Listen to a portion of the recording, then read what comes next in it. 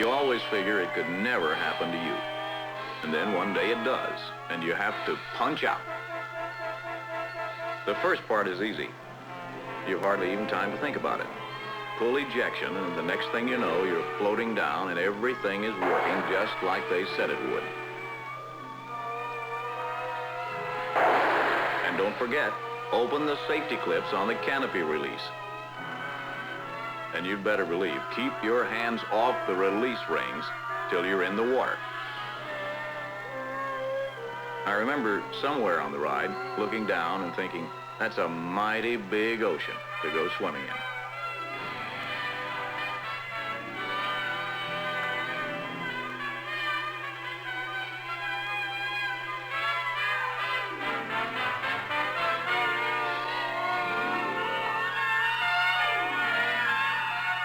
Like it or not, this elevator ends right in the drink.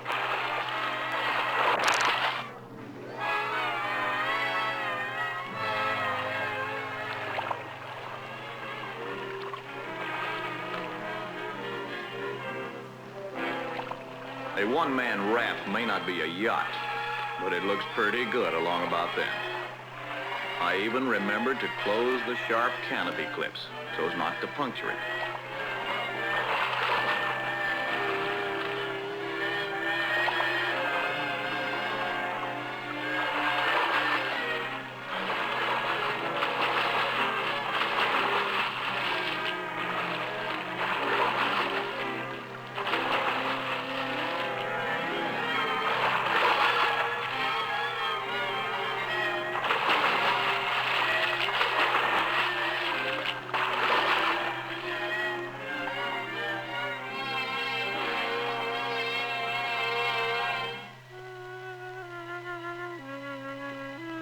I don't know how lonely you can get, but a few hours of bobbing around 100 or so miles from the nearest land can feel pretty lonesome.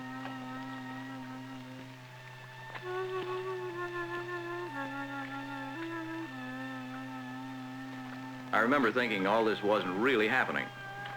It was more like watching myself on television, sort of detached, you know?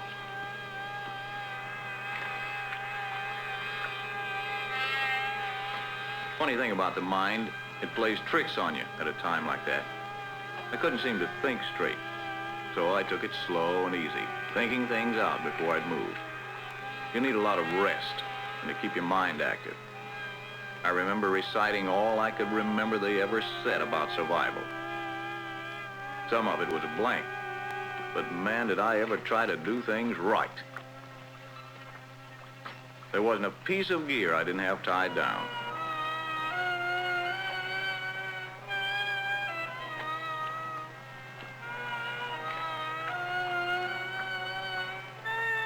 And that survival manual may not be a bestseller, but at a time like that, it's the most interesting book you ever read.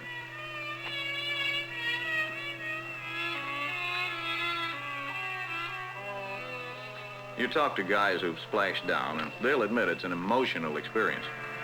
I don't know if scared is the right word, but I was pretty shook up and anxious, believe me. You have to fight a feeling of panic. Oh, not that I had any doubts about being picked up, but I couldn't help wondering when. Time moves awfully slow. The big problem you've got once you're in the raft and have taken care of any injuries is to help get yourself found.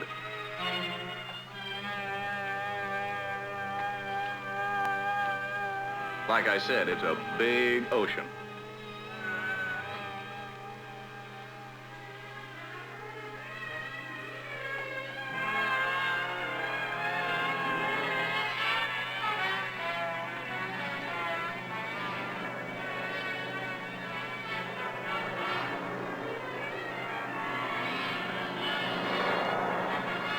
Even after an airplane gets within your sight, you can't afford to figure you've been seen. From up where the rescue boys are, you don't make a very big spot on the ocean. They tell me even a trained spotter can be looking right at you and still not see you until you do something to be seen. With me, that dye marker and little old mirror did it. But whatever it takes, do anything you can to be seen. Wave a paddle, fire a flare, do a striptease, anything to make yourself more visible. When you finally are spotted, it's Christmas, New Year's, and the 4th of July all in one.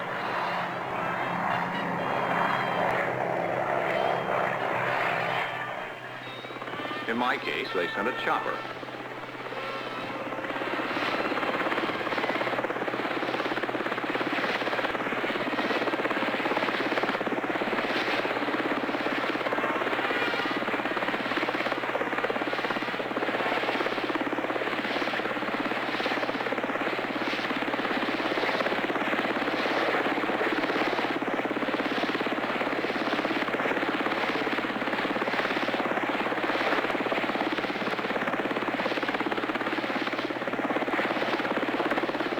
I couldn't have been more impressed if that thing they lowered was encrusted with diamonds. Man, I just grabbed on and forgot everything. Well, that's how it happened. A flyer goes through hell, does everything without a hitch until the final moment, and then makes one mistake. He forgets everything.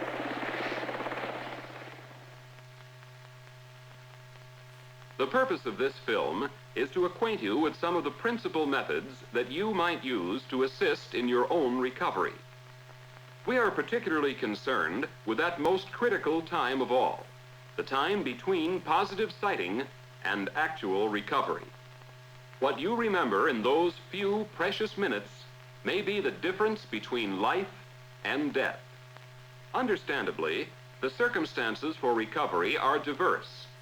So here we will attempt only to examine the primary recovery methods in a few typical situations. To the United States Air Force, survival is a serious business. Not only do we maintain a full-time worldwide alert in cooperation with other air and sea rescue agencies, we carry on a constant research and development program to assure that our state-of-the-art is the best that technology and creative science can make it. Our success has been remarkable, but we will never be satisfied until we achieve 100% successful recovery at the moment of greatest need. Even now, new systems for rescue are being deployed throughout the world. A case in point is the HC-130 surface-to-air recovery system. For the first time, properly equipped fixed-wing aircraft are capable of safely recovering men who are downed outside of helicopter range or on terrain where they might not otherwise be recovered so rapidly, if at all.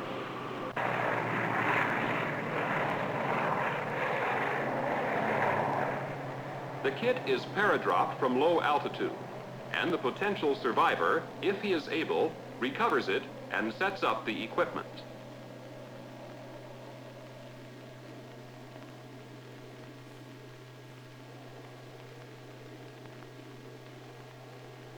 Essentially, the system consists of a helium-filled balloon, inflated from tanks, then allowed to rise on a special line to a safe operating altitude for the aircraft.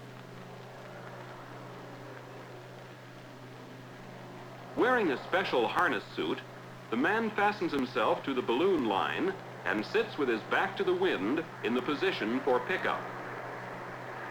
When the balloon is up, the aircraft turns downwind with yoke extended, engages the line, and a special device locks onto it.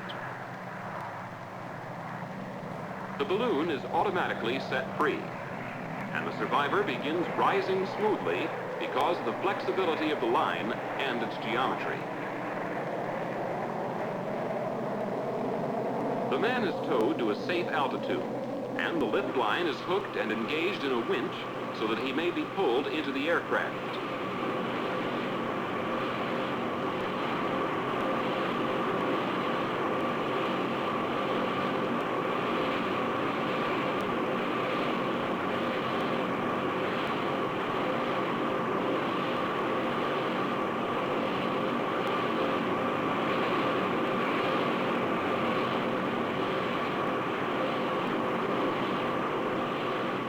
The system can be used to recover two men, especially useful when a pararescue man must be dropped to aid an injury.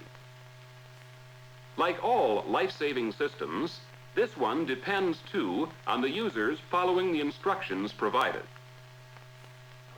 The surface-to-air system can even be used for recovery of men in a raft at sea. But in the foreseeable future, your chances for pickup at sea are more likely to be by surface vessel. The number of ships operating in all areas and the ability to locate and dispatch the closest one at near computer speed makes this kind of recovery surest and fastest generally.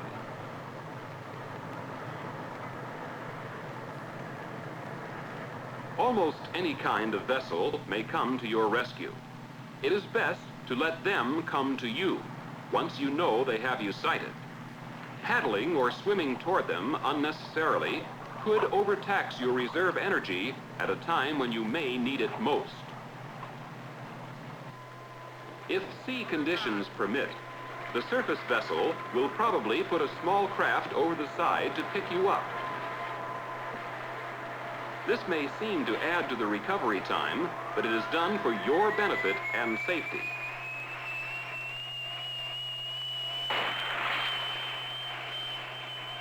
Whatever you do, stay in the raft unless otherwise instructed.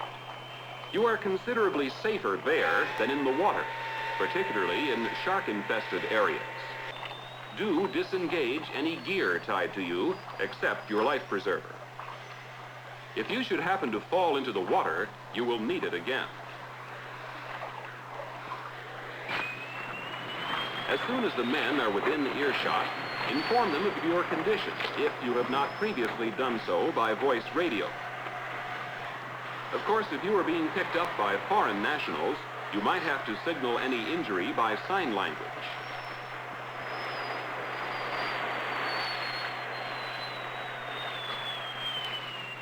In some instances, a small boat will throw you a line. Take it and either secure it to you or the raft as instructed. Do not try to pull yourself by the line. Let the rescue party handle it. When the men on the boat make contact, follow instructions. They may wish to pull you in the boat without your help. Sometimes your effort to grab on may hinder more than help. Enter the boat horizontally if possible, not by stepping to it. Try to get arms and knees or buttocks over the rail and roll in. Don't stand up. If the sea is running heavily, the rescue ship will get a line, life buoy, or other rescue device to you. Secure yourself to a line or get the buoy around your body if it is large enough. Do not trust the grip of your fingers alone. Your one job is to remain secured to the line. In the case of a Coast Guard rescue, frogmen will come to assist you. As soon as they are close enough, inform them of your condition and follow their instructions. Keep your helmet on to fend off any obstructions.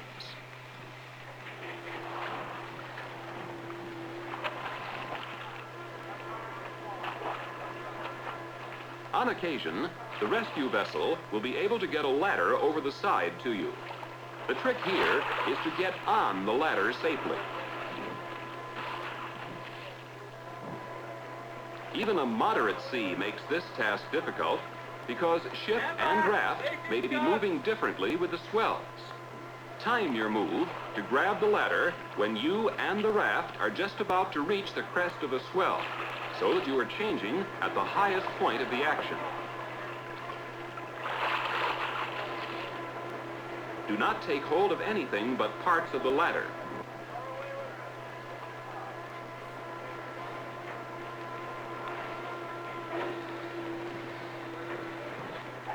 In the unlikely event you are approached by a ship at night, or there is reason to believe they do not know you are there, avoid any contact with the ship's bow, water intakes, fins, propellers, or their wakes, regardless of the vessel's size. Contact with these may represent a far greater hazard than the sea itself. If no ships or seaplanes are immediately available, and you were found outside of the range of available helicopters, a search and rescue aircraft may drop you an MA-1 or MA-2 kit to improve your store of survival equipment and make you more comfortable. These kits consist of 5 cylindrical containers joined by strong, buoyant lines to form a trail. Both kits contain virtually all the survival equipment required. The first and 5th packages contain identical 6- or 7-man rafts in the MA-1 kit and 20-man rafts in the MA-2 kit. The 2nd and 4th containers each contain raft accessories, emergency radios, signaling equipment, water, and kits for processing salt water and food packets, plus personal equipment to prevent exposure. The 3rd container, the middle one, contains medical equipment, survival manuals, fishing gear and food, plus duplication of essential water and exposure equipment in the event other containers are lost. Ideally, the MA-1 kit will be deployed upwind of the raft. The rescue pilot will make a pass by the target, noting time abeam of it. 2 seconds from the target, he will order drop of a smoke bomb and will start execution of a turn that will bring him on course just upwind of the man. As the aircraft approaches the drop point, the pilot notifies the drop master 30 seconds before target, then 20 seconds. He commands ready and orders the drop a calculated distance ahead of the target so the kit will deploy a beam of the survivor. The MA-1 kit may be dropped from virtually any type aircraft, but usually from HC-130s or HU-16s because of their prevalent use in search and rescue. Upon deployment from the aircraft, the rafts inflate automatically. This makes them not only immediately accessible to survivors, but aids in positioning the kit. If you are ever in a survival situation calling for the MA-1 kit, it will look like this to you on deployment. Inasmuch as the currents have the same effect on the survivor's raft and the kit, the wind is the only factor that affects deployment. The kit rafts are moved by the wind faster than the containers or the survivor's raft because of their high freeboard when empty. Therefore, the kit will form a U shape and move around the target. Let it come to U. It may take several minutes.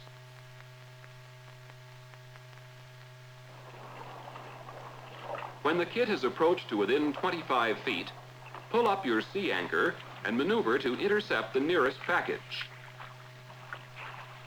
If the raft is upside down, secure your raft to the line near it. Keep yourself connected to the small raft. Then check to see if the deployment of the kit has attracted sharks.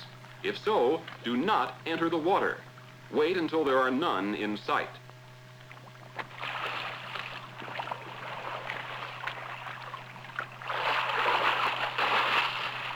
Once in the water, you can right the raft by taking the far line and pulling it toward you, while using your feet or knees as leverage on the near side until it is turned right side up. Get in the raft immediately. Cut your secure line and attach it to the kit raft.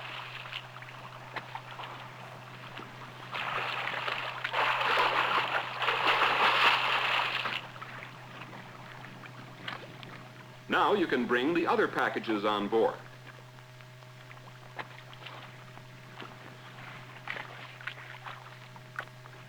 Distribute the weight around the raft, but do not unpack until you have pulled the other MA-1 raft to you.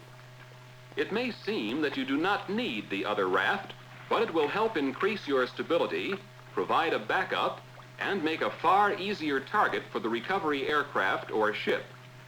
Rafts together at several points and check rafts for damage or leakage. When all this is done and you are sufficiently rested, you can unpack the equipment. Barring the need for medical aid in Package 3, you should give early attention to unpacking the emergency radios. Even though you have been sighted, you will still have need for voice communication until recovered. Now that you have been sighted, and even before you get in your raft, preparations will be underway for your prompt recovery.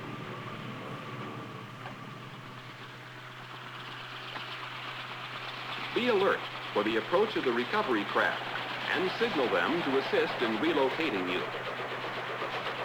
Under less happy circumstances, a man may be sick or injured. In such a case, 1 or 2 pararescue men will jump to his assistance.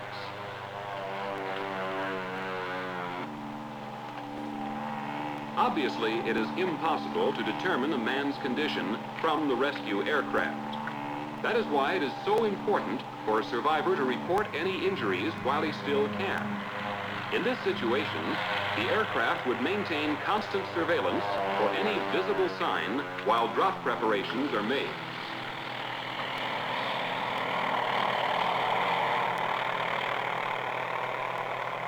If the man should regain consciousness, he will help his rescuers to help him by doing whatever he can to signal. Pararescue men are highly skilled Air Force survival specialists. They are also trained as medics, parachutists, scuba divers, and mountain climbers. They will jump with all the gear they and the survivor need to effect a recovery and administer first aid.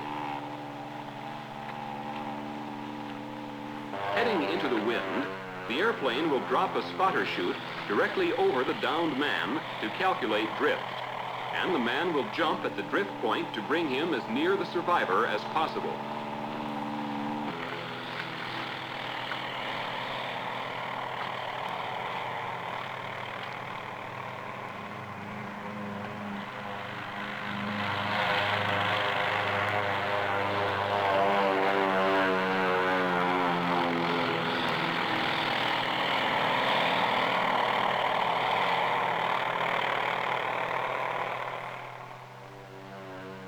When the pararescue man arrives, the survivor must cooperate fully. His life and that of the pararescue man may depend on it. Emergency first aid is given immediately.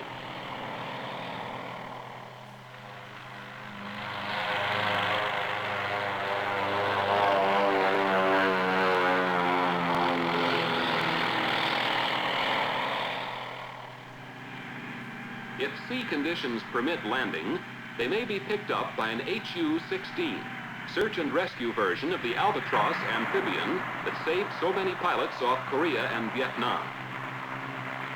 The HU-16, of course, must vary its tactics to meet the sea conditions or military situation. A raft approach is accomplished by the HU-16 under normal circumstances by taxiing past the target, then turning and backing the aircraft so that the raft is positioned at the left port hatch for pickup by pararescue man and flight engineer. In no event will the aircraft make a direct approach close to the raft.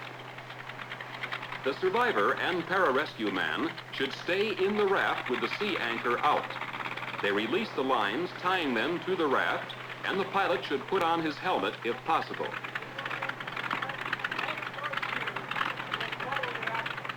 When the aircraft is in position next to the raft, the survivor is helped into it. He should let the crew assist him and must not grip the door because this will hinder more than help.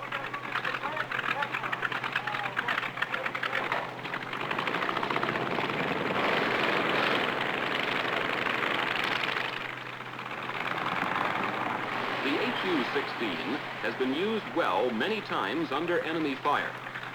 In such circumstances, the pattern for deployment and pickup is changed to cut the time.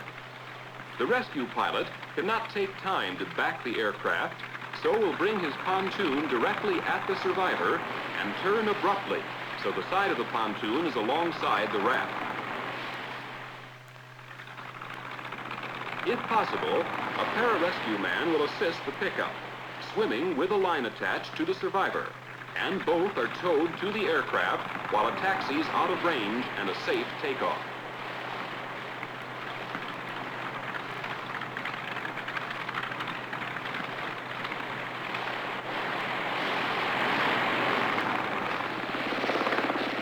Helicopters have become the primary means for rescue. As the power and range of helicopters increases, the concept of rescue changes with it. Now the range is being extended indefinitely by means of aerial refueling techniques.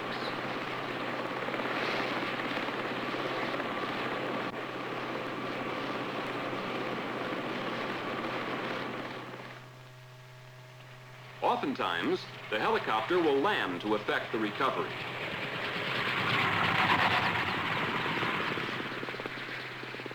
Here too, the survivor can assist his recovery.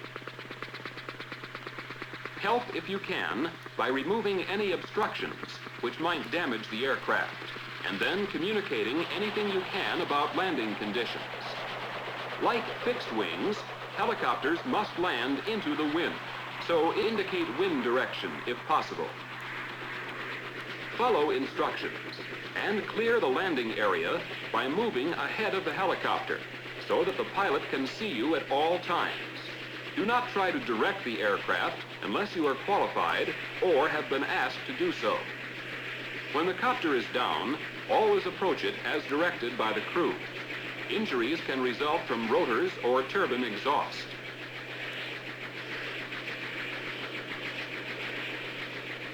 In order to enter the aircraft, move to its right side door.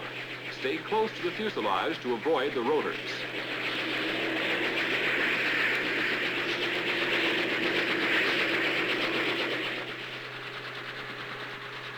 Of course, if the terrain or sea conditions prevent landing, the rescue helicopter will let down a cable. But the matter of principal concern to you is the device that is lowered. One of several which we will demonstrate is the rescue sling, also popularly known as a horse collar. It is simply a waterproof sleeve filled with kapok for padding and buoyancy, attached by strong webbing to a D-ring. As with all lift devices, the sling must not be touched until it has been grounded on land or water to discharge the static electricity. As simple as the horse collar seems, many injuries have been caused by putting it on backwards. You can slip out unless you put it on like a coat, first one arm, then the other.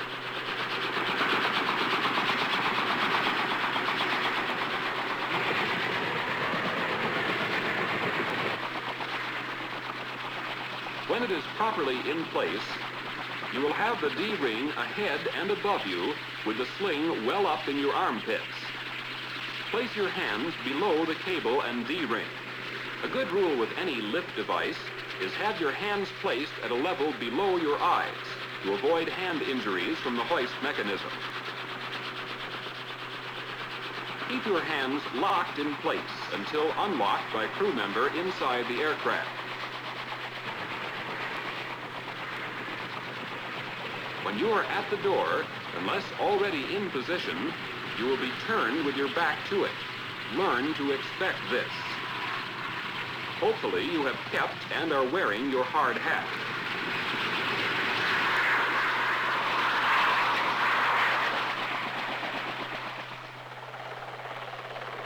A helicopter recovery over land, particularly with dense foliage, would probably be made with a forest penetrator.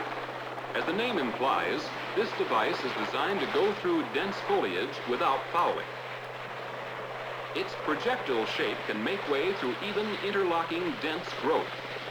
It too must be grounded before touching to avoid a violent shock. To right it, you must unzip the cover to expose the safety straps and then fold down the seats until they lock in position.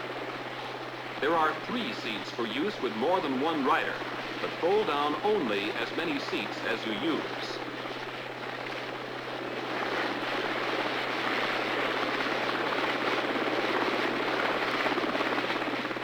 Take the safety strap and put it around you like this, so it will keep you in place through foliage.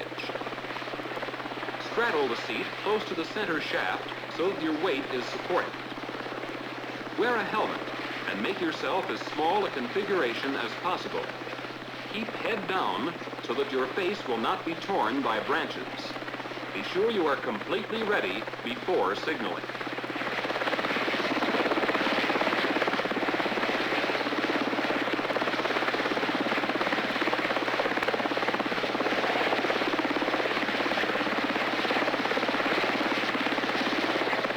With a lot of hoist operator skill and a little luck, you will soon be free of the foliage. Still another rescue device is the MA-1 basket. Made of steel, it can be employed in open areas or at sea.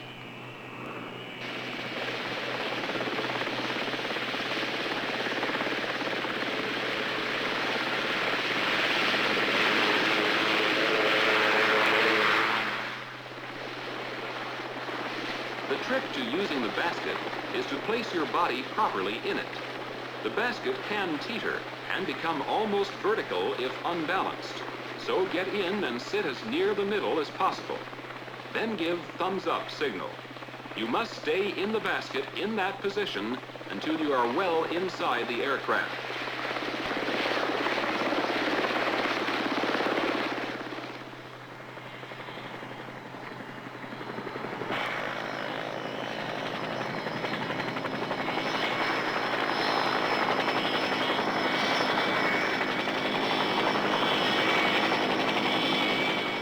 Another kind of helicopter recovery device which you might encounter is the Stokes litter. It is used to lift an injured person. He will be placed in the litter and securely fastened. His only responsibility is to remain quiet and not disturb the straps. Since the user is not able to grab anything while strapped in, this may well be the safest of all lift devices. On ships not equipped with landing deck, it is possible to attach litter to helicopter hoist.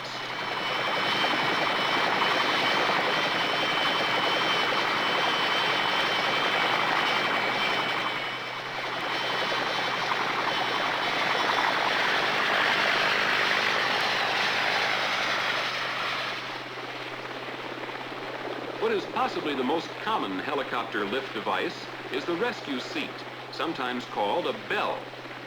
Rescue seats are especially useful for a pickup from the water because they are made to float at just the right depth for boarding. Again, caution must be used not to touch the seat until it has been grounded in the water. The rescue seat is most easily mounted from the water. The user should stay next to the raft while getting on and release his line to the raft only at the last minute. It is best to get on the seat like this, lifting first one leg over one seat and the other over another, and pulling your body as close to the upright as possible.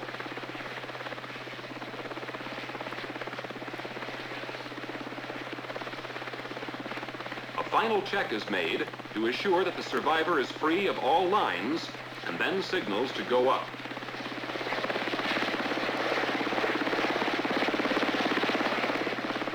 Note again the proper position for riding a lift device. Head down and close to center line. Knees flexed slightly.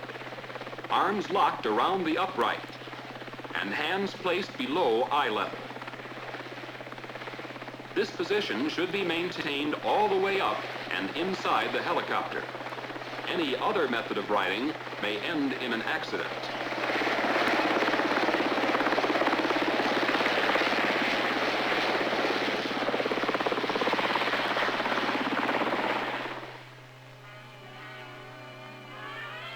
Getting you safely recovered and on your way then takes a lot more than surviving the hardships of nature. It also takes the best equipped, most reliable, up-to-date search and rescue aircraft in worldwide deployment manned by professional airmen. But even they could not have achieved history's brightest life-saving record Even if given all the Jolly Greens, Huskies, Hercules, Sandys, or Super Greens on Earth, had it not been for one more indispensable ingredient. And that one is men like you who know how to help themselves. Rescue depends finally on you. Knowing how to be rescued is your responsibility.